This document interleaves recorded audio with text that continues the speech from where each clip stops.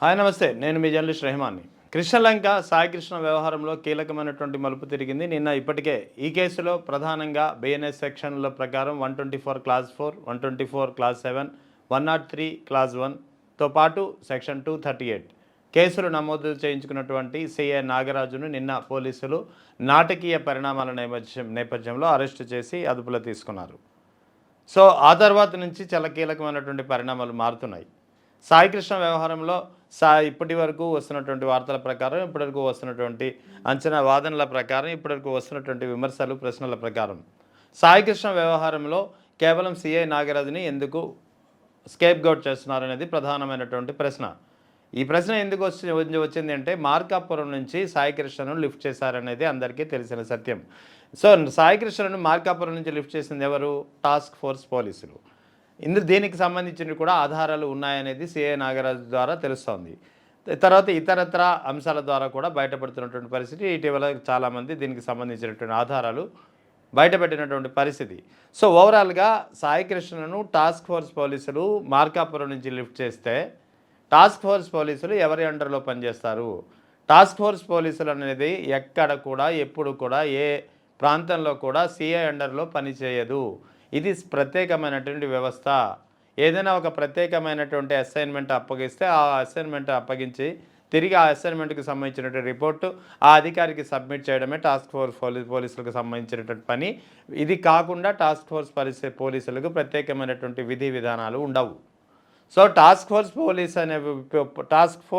Police వ్యవస్థ అనేది కేవలం కమిషనర్ ఆఫ్ పోలీస్ నేతృత్వంలోని పనిచేస్తుంది. మరి ఇక్కడ మార్కాపురం నుంచి సాయి కృష్ణను టాస్క్ ఫోర్స్ పోలీసులు తీసుకువెళ్ళినప్పుడు సిఐ నాగరాజుకు సంబంధం ఏంటి? సిఐ నాగరాజు సంబంధం ఎంతవరకు? ఒకవేళ టాస్క్ ఫోర్స్ పోలీసులు తిరిగి కృష్ణలంక పోలీస్ స్టేషన్లో సాయి కృష్ణను అప్పగించి ఉంటాయి. ఎందుకంటే కృష్ణలంక పోలీస్ స్టేషన్లో కూడా సాయి కృష్ణపై ఎన్బిడబ్ల్యూ ఉంది కాబట్టి ఆ కేసుకు సంబంధించి అతన్ని అప్పగించి ఉంటే ఎప్పుడు అప్పగించారు, ఎన్ని రోజులు ఉంచారు అనేది కూడా చాలా కీలకమైనటువంటి ప్రశ్న. సో ఈ నేపథ్యంలోనే కేవలం ఇక్కడ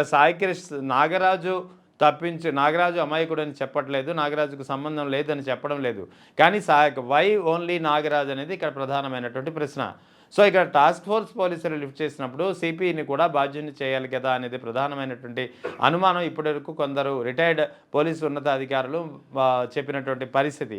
సో ఇప్పుడు ఇదే విషయం సిఐ నాగరాజు కూడా, అంటే పోలీసుల అరెస్టుకు ముందు నుంచి సిఐ నాగరాజుతో ఒక వ్యవహారం నడుస్తోంది అనేది తెలుస్తోంది. ఎందుకంటే ఈ మొత్తం వ్యవహారంలో పోలీస్ బాసుల పాత్రతో పాటు ప్రభుత్వ పెద్దల పాత్ర కూడా ఉన్నట్టు చాలా అనుమానాలు, విమర్శలు వస్తున్నటువంటి నేపథ్యంలో ఈ మొత్తం వ్యవహారాన్ని సైడ్ ట్రాక్ చేసి ఈ మొత్తం వ్యవహారాన్ని సాయి కృష్ణకు సంబంధించినటువంటి టోటల్ ఎపిసోడ్ను కేవలం సిఐ నాగరాజ్కే పరిమితం చేస్తే తాము తప్పించుకోవచ్చు అనేది ఒక ప్రధానంగా వస్తున్నటువంటి వాదన.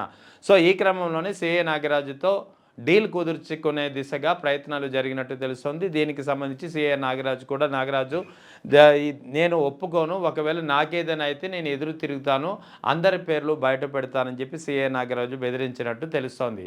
సో సిఐ నాగరాజు ఒక్కసారిగా బెదిరించడమే కాకుండా కొన్ని కీలకమైనటువంటి విషయాలు సిఐ నాగరాజు ప్రస్తావించినట్టు తెలుస్తోంది. టాస్క్ ఫోర్స్ పోలీసులు సాయి కృష్ణను అక్రమంగా అదుపులో తీసుకున్నట్టు ఆధారాలు ఉన్నాయి. అంటే నాగరాజు చెప్పింది ఏంటి పోలీసులకి?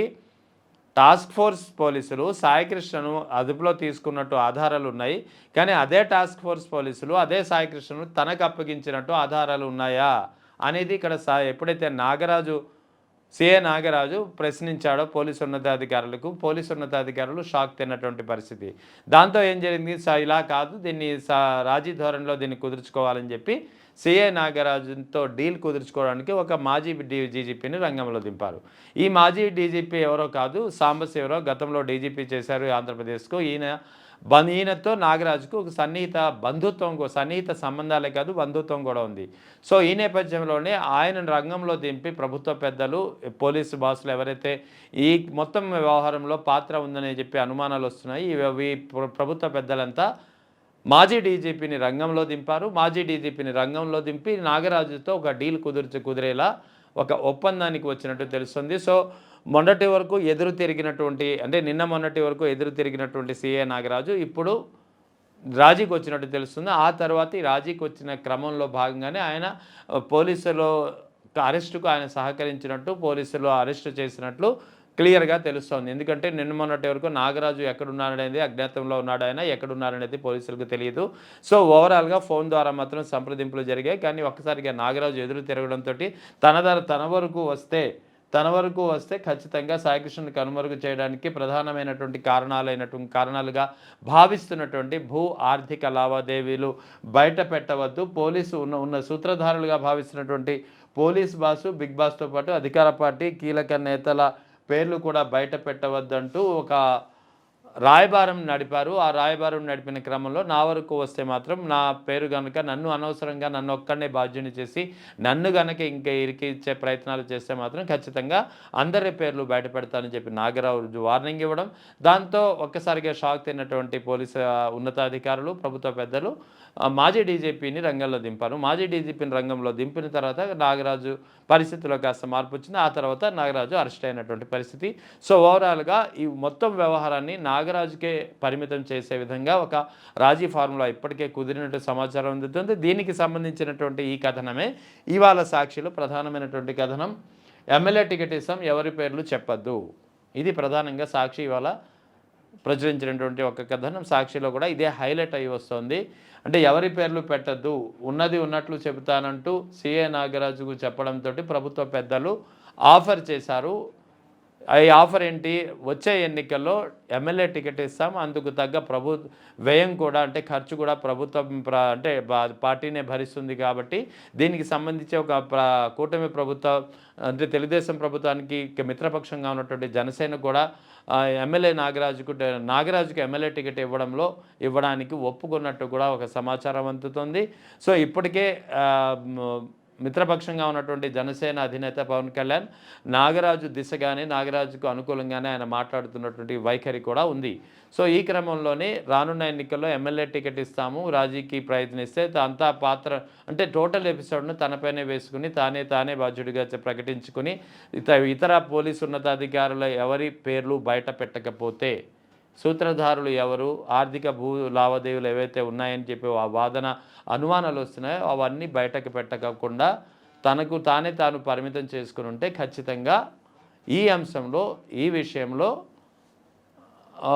ఎమ్మెల్యే టికెట్ ఇస్తాము, అన్ని విధాలుగా ఆదుకుంటాము, అది కూడా అరెస్ట్ అయిన తర్వాత కూడా ఈ కేసు నిర్వీర్యం చేసేందుకు ప్రయత్నిస్తామని అనధికారికంగా ఒక డీల్ కుదిరినట్టు తెలుస్తుంది. ఆ డీల్ తర్వాత మాత్రమే సీఏ నాగరాజు అరెస్ట్ అయ్యారనేది క్లియర్గా తెలుస్తుంది. సో, ఓవరాల్గా అందుకే సాక్షి ఇవాళ ఇచ్చినటువంటి కథనం ఎమ్మెల్యే టికెట్ ఇస్తాం, ఎవరికి చెప్పొద్దు. రిటైర్డ్ డీజీపీ ద్వారా రాయబారం, ఉన్నది ఉన్నట్లు చెబుతానన్నటువంటి సీఏ నాగరాజుకు ప్రభుత్వ పెద్దల చేసినటువంటి ఆఫర్.